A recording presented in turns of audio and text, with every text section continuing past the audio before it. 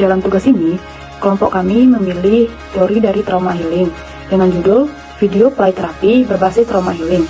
Pertama sekali, kelompok kami akan menjelaskan apa sih trauma healing itu. Trauma healing merupakan bagian dari manajemen bencana yang dapat mengatasi dampak bencana secara psikologis.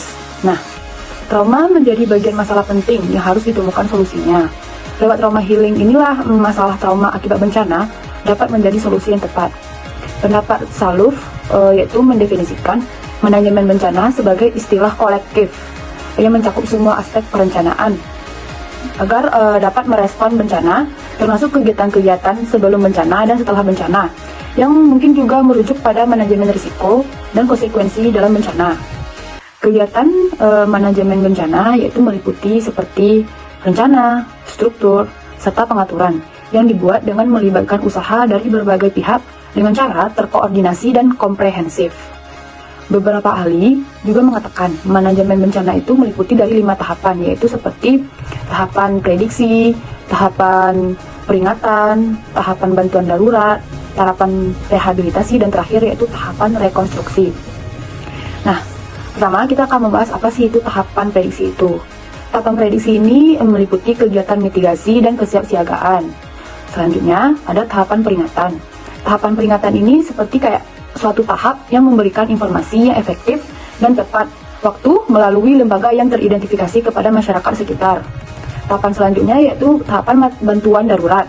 Tahapan bantuan darurat ini memberikan bantuan atau intervensi setelah dan selama terjadinya bencana. Selanjutnya yaitu tahapan rehabilitasi, yaitu tahapan ini seperti tahapan keputusan dan tindakan yang diambil setelah terjadinya bencana dengan tujuan untuk memulihkan kembali kondisi semula. Terakhir, ada tahapan rekonstruksi. Tahapan ini yaitu tahapan pembangunan kembali kondisi kehidupan masyarakat yang telah hancur karena bencana dan juga memiliki tujuan jangka panjang dan berkelanjutan. Dalam trauma healing ini kami menggunakan metode game untuk mengatasi trauma anak-anak pasca bencana. Adapun kegiatan yang akan dilaksanakan yaitu seperti game estafet bola dan juga game memasukkan pipet ke dalam botol. Yang pertama kami akan membahas game estafet bola. Game estafet bola ini adalah suatu permainan yang memodifikasi dari lari estafet, yakni dilakukan secara berkelompok dengan mengirim bola kepada rekan sampai masuk ke dalam keranjang. Apa sih manfaat game estafet bola ini untuk mengatasi trauma pasca bencana untuk anak-anak? Nah, manfaat dari game estafet bola ini pada anak yaitu dapat melatih sikap hati-hati anak-anak dalam bermain, melatih aspek psikomotorik halus maupun kasar anak-anak ketika bermain, melatih keterampilan kerjasama anak-anak, dan membantu mengatasi rasa takut dan kecemasan yang mungkin timbul akibat bencana yang mereka alami. Selanjutnya yaitu ada game memasukkan pipet ke dalam botol. Permainan memasukkan pipet ke dalam botol merupakan suatu kegiatan yang dilakukan secara berkelompok dengan cara memasukkan pipet ke dalam botol plastik dan menahan pipet tersebut di antara hidung dan bibir, dan hal tersebut tidak boleh sampai terjatuh. Apa sih manfaat game ini untuk mengatasi trauma bagi anak-anak yang terkena bencana?